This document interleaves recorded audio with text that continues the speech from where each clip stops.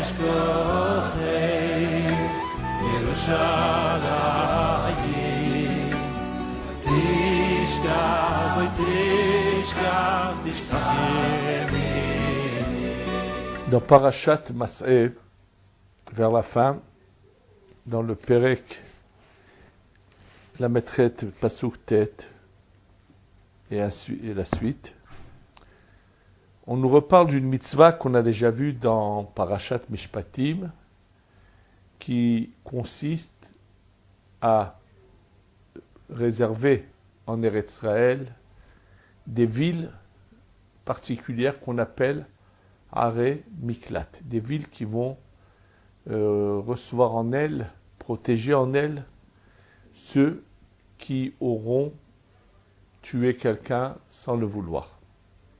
C'est-à-dire que, on va essayer de comprendre ce qui est marqué, lorsque quelqu'un, dans son travail, il a derrière lui quelqu'un d'autre qu'il n'a pas vu, il lève sa pioche pour faire un travail, et puis il donne un coup en arrière et il tue quelqu'un. Donc il a fait par inadvertance, on appelle ça shogeg. Et la Torah vient dire que cette personne qui a tué sans le vouloir devait aller, une fois qu'il y a un jugement, qu'on a vu que c'était clair que c'était par inadvertance, c'était pas intentionné, devait aller habiter dans une de ces 6 villes qui avaient été réservées à cet effet-là, qu'on appelait des Are Miklat. Et s'il sort s'il n'habite pas, s'il ne reste pas enfermé dans cette ville, dès qu'il est en dehors, si quelqu'un de la famille de celui qui a été tué le tue, il ne sera pas responsable. On ne pourra pas condamner celui qui aura tué le meurtrier par inadvertance de la première personne, parce que la Torah exige que celui qui a tué par inadvertance aille habiter dans une de ces villes. Il ne peut pas sortir de cette ville-là jusqu'à quand? Jusqu'à qu'ait été décédé le Kohen Gadol, le grand prêtre. À la mort du Kohen Gadol, celui qui était dans Are Miklat pouvait retourner chez lui et personne n'avait le droit de le toucher. Si quelqu'un osait lui faire du mal, il serait condamné à mort à son tour. C'est-à-dire que le Bédin ne laisse pas les choses se faire comme on veut. Bien sûr, ça nécessite d'être compris quel est le sens de toute cette mitzvah.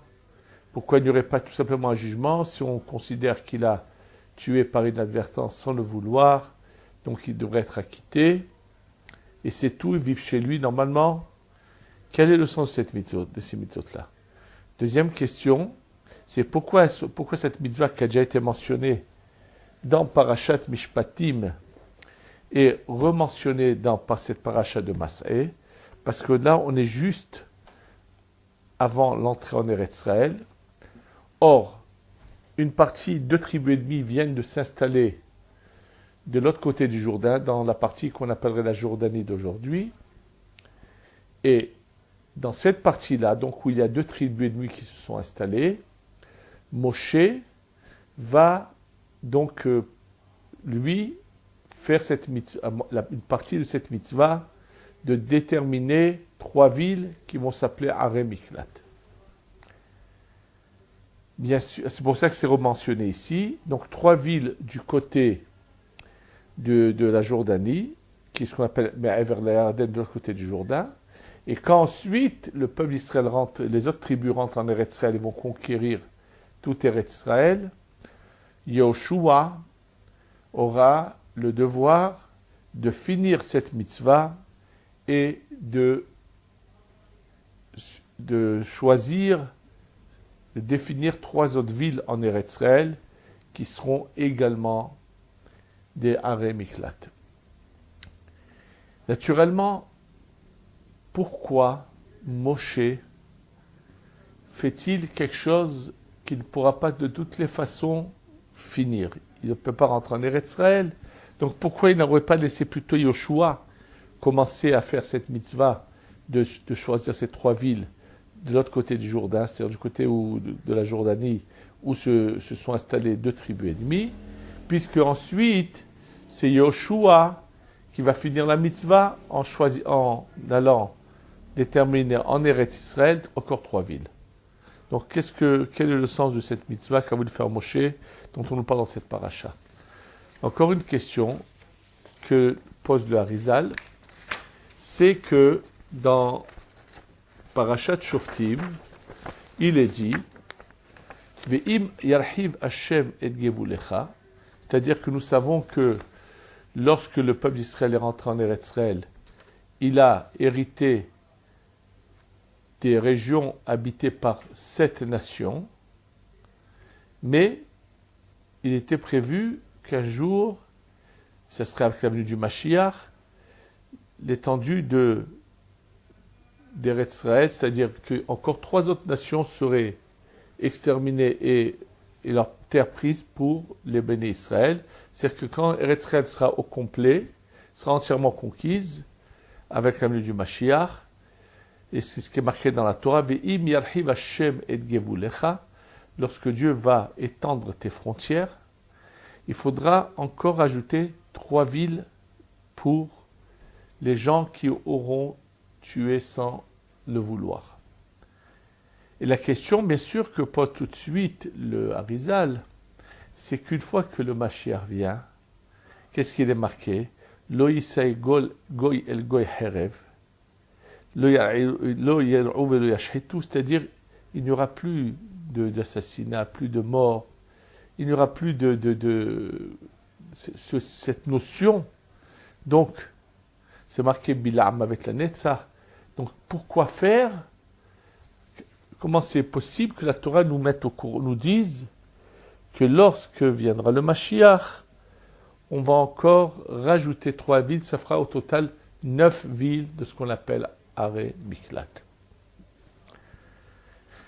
Dernière question que pose le Harizal, c'est que dans la paracha de Mishpatim, quand on nous parle pour la première fois de celui quand Dieu enseigne à Moshe, lui dit, pour qu'il enseigne ça au peuple d'Israël, que l'assassin, par inadvertance, devra aller dans ces lieux-là, c'est marqué Vesamti lecha makom, je vais te mettre un endroit pour toi, dans lequel l'assassin, par inadvertance, va aller se réfugier.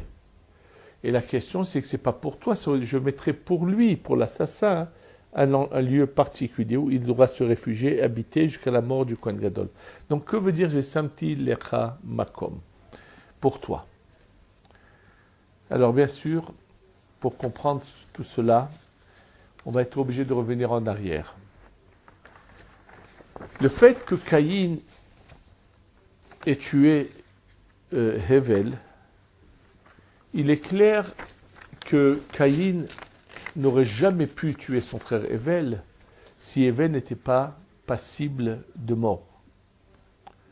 Juste que malheureusement, Caïn a été le bâton entre les mains de Dieu.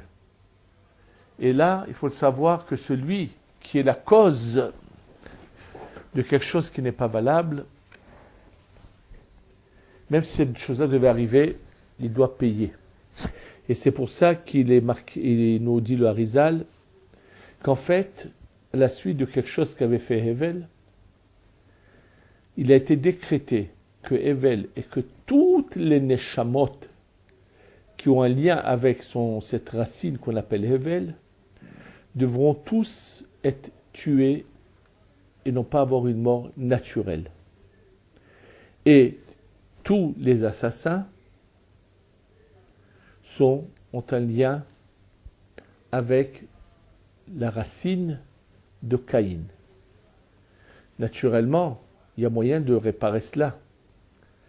C'est pour ça que dans un autre endroit, le Harizal dit que ceux qui sont les shochatim, ceux qui abattent les animaux avec ce couteau, qui font ce métier de shochet, c'est que tout simplement, ils ont un shoresh avec Caïn, ils ont un lien avec Caïn. Attention, il y a des grandes neshamot qui sont sorties de Caïn, tels que Rabbi Chaim Vital, Rabbi Akiva, Cheskia Melech Yehuda, le Beth Yosef. Dans le Sha'ar HaGilgulim, nous savons qu'il y a de très très grandes neshamot qui sont sortis de Caïn. Et comme le dit le Harizal, ceux qui sont de l'origine de Caïn, quand ils arrivent à réparer, c'est très dur pour eux, mais quand ils réparent, ils peuvent monter très haut, arriver à très très très haut niveau. En tous les cas, il est clair que Hevel et toute sa descendance, c'est-à-dire tous ceux, il n'a pas eu de descendance, mais tous ceux qui sont de leur neshamot viennent de Hevel, doivent subir ce sort. Un exemple, ce Bil'am dont on a parlé il n'y a pas longtemps, qui est ce prophète des nations, il y a en lui une parcelle de lumière divine très forte, très grande, mais qui va être malheureusement dominée par le mal. Mais cette parcelle de lumière divine qui est en lui est liée à cette source de d'âme qu'on appelle Hevel. Et par qui va être tué? Par Pinhas, qui est du shoresh de la racine de Caïn. C'est pas par hasard aussi que Pinhas, c'est lui qui tue Zimri ben Salou. Et là, nous explique le Harizal que dans toutes les générations, les gens qui sont malheureusement tués par inadvertance d'une manière ou d'une autre sont tous du shoresh de Hevel. Et on va voir qui sont ceux qui tuent. En général, c'est l'origine de Caïn. Un exemple qu'une fois j'ai vécu, quelqu'un que j'ai eu l'occasion de connaître roulait doucement en voiture et un gosse est allé sur la route et sans le vouloir, cet enfant, malheureusement, est mort. Ou encore un autre cas, c'était deux femmes. Ça s'est passé ici à Yerushalayim. Une jeune femme, pas une jeune femme, une jeune fille, qui devait normalement voyager pour les vacances aux États-Unis. Et au dernier moment, elle change d'avis et elle laisse une lettre dans laquelle elle dit qu'elle sait qu'elle va bientôt partir de ce monde et que c'est pour ça qu'elle a annulé son voyage. Et en fait, une autre personne qui roulait en voiture, subitement ne se souvient de rien de ce qui lui s'est passé, a eu comme un trou de noir, de néant, et quand elle ouvre les yeux, cette personne, elle se retrouve avec sa voiture sur la chaussée, elle avait renversé cette jeune fille en question. Donc tout cela a une raison, tout ça a un sens, tout ça est très...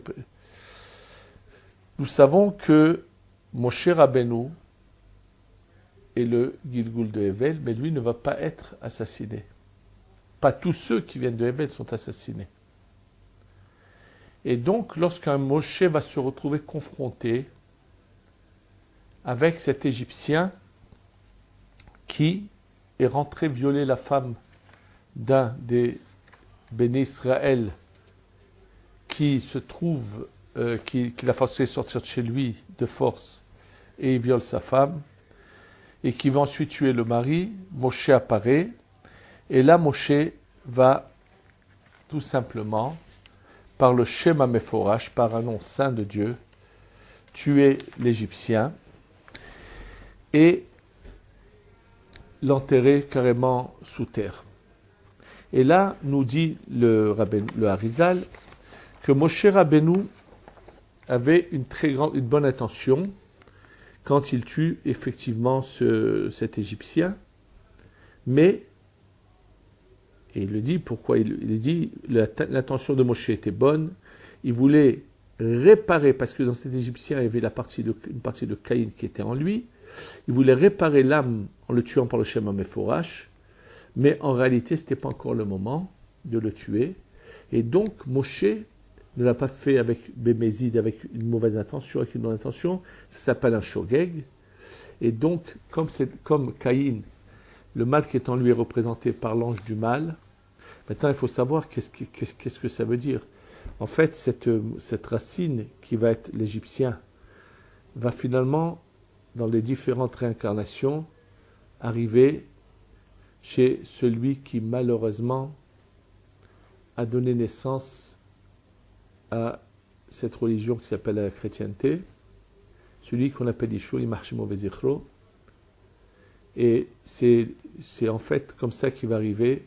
Et naturellement, combien de fois, par son enseignement, combien de vies vont malheureusement quitter ce monde, combien vont être assassinés à cause de cet enseignement terrible, terrifiant, cruel qu'a laissé ce monsieur malheureusement. Et donc Moshe Rabbeinu, il doit faire quelque chose pour réparer cette erreur qui n'est pas intentionnée. Et c'est pour ça, nous dit l'Arizal ramène le Zohar, qui dit qu'Akadosh Baruch Hu demande à Moshe de choisir les 3 villes qu'on appelle Saré Miklat. Et c'est pour ça que c'est marqué Vesamti lecha makom. Je vais te donner à toi un emplacement. C'est-à-dire en faisant cette mitzvah, ta neshama va être protégée pour que celui qui le Samech même, l'ange du mal, ne puisse pas te faire de mal. Et d'ailleurs, Yanus Shama Am Arotsia se cachera là-bas le Rotsia. Le mot Shama, c'est les mêmes lettres que Moshe. Donc en fait, on voit que même Moshe, aussi saint et grand qu'il soit, pour une petite erreur, il est obligé de faire cette mitzvah. C'est clair que chacun peut tout simplement faire des choses qui vont faire que ce décret qui avait été décrété puisse disparaître. Maintenant, on n'a pas répondu par contre encore une question, c'est que pourquoi la Torah nous dit qu'éventuellement, lorsque Eretz Israël va s'étendre, on va encore rajouter 3 villes. Et là, ce que nous dit le Harizal, c'est tout à fait conforme à ce qu'a dit le Gaon Mevilna, qui certainement il a dû le déduire peut-être de là dans le Harizal ou d'ailleurs, mais dans tous les cas, le Gaon Mevilna nous enseigne un enseignement très important. N'oublions pas que la venue du Mashiach a 2 possibilités. Il y a ce qu'on appelle Ahishena, c'est-à-dire avant son moment, et il y a Be'ita en son temps. Ahishena, quand c'est avant son moment, comme nous le fait remarquer le Gaon de Vilna, si par exemple il y a 4 siècles, 5, je ne sais pas combien, dans les différentes options qu'il y avait dans ce cycle de 6000 ans, d'avoir la Géoula, la délivrance, avant la fin du 6e millénaire, c'est ce qu'on appelle la Hishena. La mort aurait continué, la vie aurait continué normalement sans changement, comme l'opinion que ramène le Rambam, qui est une des opinions de la Gemara. Mais la seule chose qu'il y aurait eu, c'est que le peuple d'Israël entièrement aurait été installé en Eretz Israël, aurait une royauté de Mashiach, mais avec la mort et la naissance, tout serait passé normalement juste que tout le monde aurait suivi le chemin de Dieu, et tout cela aurait continué comme ça jusqu'à la limite qu'on appelle Be'ita. Et dans ce cas-là, bien sûr qu'il aurait fallu rajouter 3 villes dans lesquelles les meurtriers non intentionnés puissent se cacher, puisqu'il aurait fallu que tous ceux qui viennent de la tribu de Hevel, qui n'ont pas encore eu la réparation de leur âme, subissent cette mort non intentionnée. Par contre, c'est clair qu'il dit le Harizal, et c'est ce que le Gaon a dit aussi, si on arrive à Be'ita en son temps, comme c'est le cas de notre génération, où nous sommes arrivés vraiment pratiquement à la limite. Cette limite, ce n'est pas un jour précis, mais c'est une période qui a commencé en 5760 et qui va se terminer en 5800. C'est ce qu'on appelle Be'ita. Dans ce cas-là, dès que le Mashiach va se révéler, ça pourrait être par exemple que tout subitement le Beth Amikdash, le 3e temps, va descendre. Et on va l'entendre, et ceux qui seront prêts vont pouvoir tout de suite aller se purifier à rentrer au Beth Amikdash.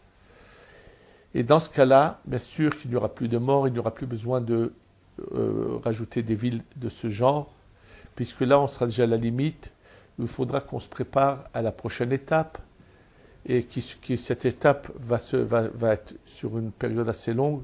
Chaque individu selon sa préparation, est-ce que ce sera immédiatement qui passera à l'étape au-dessus, en redevenant spirituel et aller à la place où nous devons continuer notre chemin, où il y en a qui vont devoir attendre très longtemps, où il y en aura qui n'auront même pas ce mérite-là, qui vont être complètement exterminés, détruits, anéantis complètement. Et ça, c'est quelque chose qui va durer les 2 derniers siècles du 6e millénaire, puisque après, déjà quand commence cette période de Be'ita, la plus grande majorité des individus sur le globe terrestre disparaissent.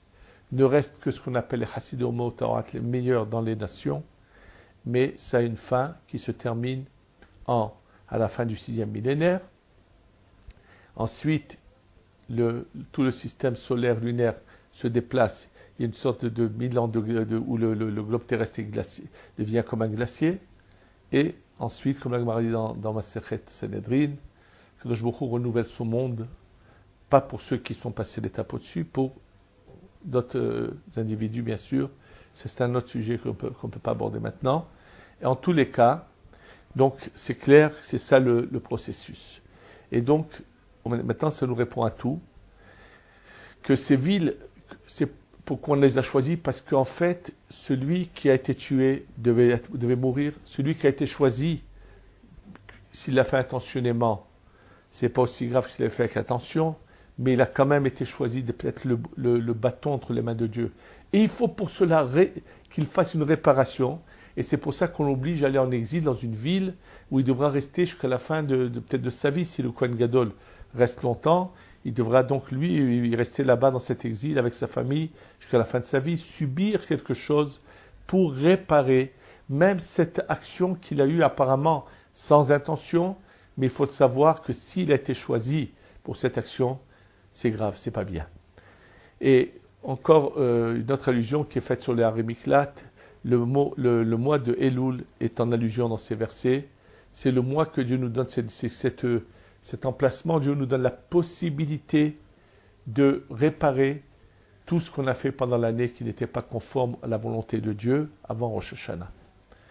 Et pour comprendre combien on doit faire attention à ce que l'on fait et qu'on ne peut jamais se dire c'est pas de ma faute, qu'est-ce que je peux faire, moi je suis comme ça, toutes sortes de possibilités où on peut occasionner la souffrance à son prochain. Ça peut se passer dans différentes manières, mais il faut savoir que toutes les souffrances qu'on occasionne, il faut ensuite donner des comptes. Je vais donner un exemple sur lequel je suis souvent confronté, que j'entends souvent des gens se plaindre. Il m'arrive souvent de m'occuper de couples.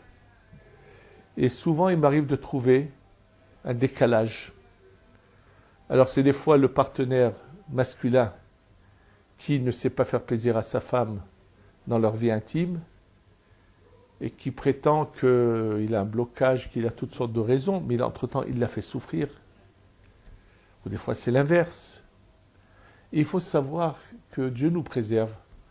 On ne doit jamais être la cause de souffrance à autrui. Pour cela, je voudrais vous lire un témoignage très intéressant et un passage très intéressant du Ben Ishraï qu'il écrit dans son livre qui s'appelle Nehamat Tzion. C'est un livre que le Ben Ishraï écrit, un commentaire sur le texte de Echa que nous allons lire à Tisha B'Av. Et il écrit ça sur le passouk, sur le verset, dans le dernier chapitre, premier verset, Zechor Adonai Mehayalanu. Souviens-toi, Dieu, de ce que nous avons eu. Habita, regarde, et vois, et herpatenu, notre humiliation, et tout ce qui nous arrive. Et là, il explique, le Ben Ishraï, que le Gilgoul est une nécessité pour que chacun puisse réparer le mal qu'il a fait, même intentionné, sans intention, même non intentionné. Et l'exemple qu'il donne est le suivant.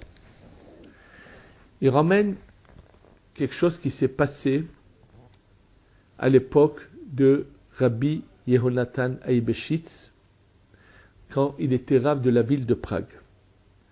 Quand Rabbi Yonatan Eibeshitz était rave dans la ville de Prague, il s'est passé un événement et qui a été relaté dans... il ramène le Ben Ishraï d'où il a lu tout l'événement qui a été écrit ça s'appelait Nata Sha'ashuaim, qui a été imprimé en 5659. Donc c'est devant à ce moment-là. Il raconte que dans la ville de Prague, la veille de la fête de Shavuot, à l'époque où Rabbi Yonatan Eibeshitz était donc le rabbin de la ville, de la communauté, est arrivé du palais royal de Prague. Quelqu'un est venu prévenir la communauté juive que le lendemain, le roi veut venir rendre visite à la communauté le jour de la fête de Shavuot, qui viendra dans le quartier juif. Et il voulait venir, surtout qu'il est là-bas, vous savez qu'à Prague, il y a un Bet Knesset, une synagogue qu'on appelle Atenoi, qui est une très très ancienne synagogue, connue, et le roi a décidé donc de venir rendre visite à la communauté. Il voulait voir cette synagogue. Surtout qu'il avait entendu qu'il y avait beaucoup de choses antiques dans cette synagogue. Il voulait donc bien sûr, alors les Juifs étaient très contents que le roi vienne en personne dans leur quartier, dans leur synagogue. Et donc, le jour de Shavuot, donc c'est la fête de Shavuot, l'après-midi, ils avaient l'heure exacte à laquelle ils allaient venir, sont sortis toute la communauté, les hommes, les femmes, les enfants, et se sont mis dans les rues pour accueillir le roi. Et bien sûr, ils ont préparé les rues avec beaucoup de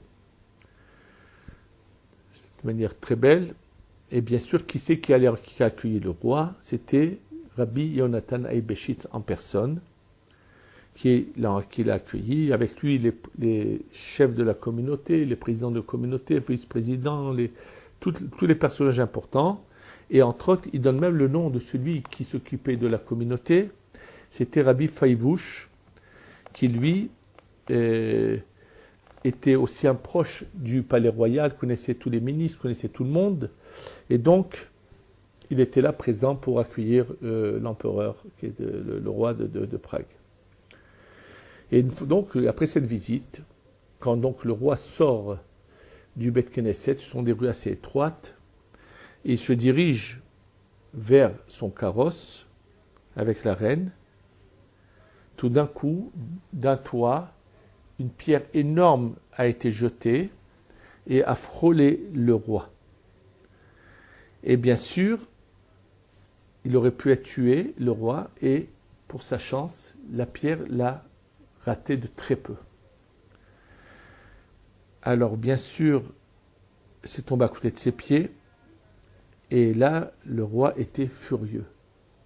Pour lui, comment il rend visite à la communauté juive? Et voilà qu'il a quelqu'un à chercher à le tuer. Alors bien sûr, il retourne au palais tout de suite, et avec très en colère, il envoie une missive tout de suite à Rabbi Yonatan Eibeshitz. Si vous ne me donnez pas l'assassin, celui qui a voulu l'assassiner,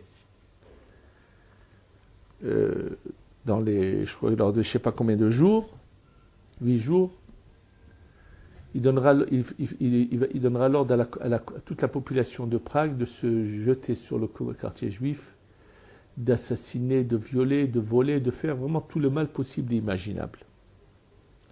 Alors tout de suite, Raphaël Vouch, qui était donc le président de la communauté, est parti voir le second du roi pour lui dire, même si eux ne trouvent pas qu'il est celui qui a voulu faire ce mal, de ne pas mettre en exécution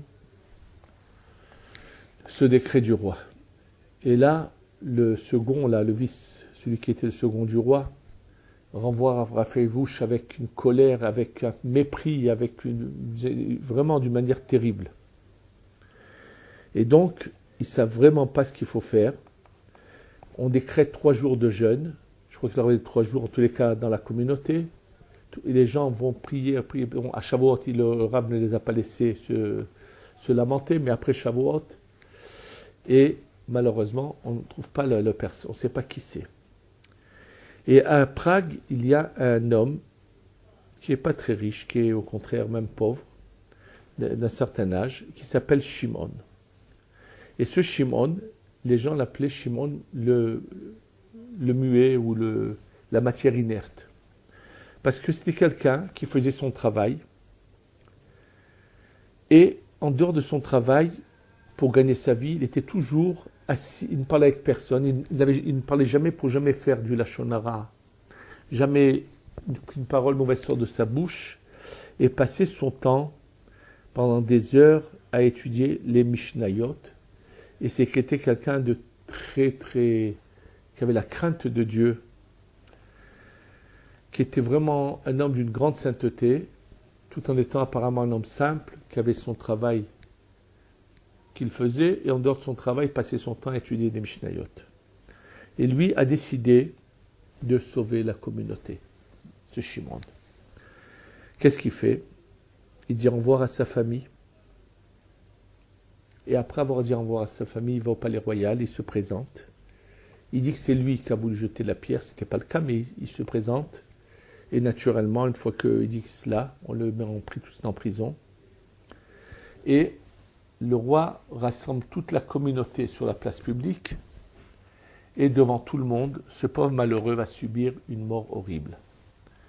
Des gardes qui vont être autour de lui, avec leur épée, pour commencer à la rentrer petit à petit dans son corps, en lui faisant des blessures, des souffrances terribles.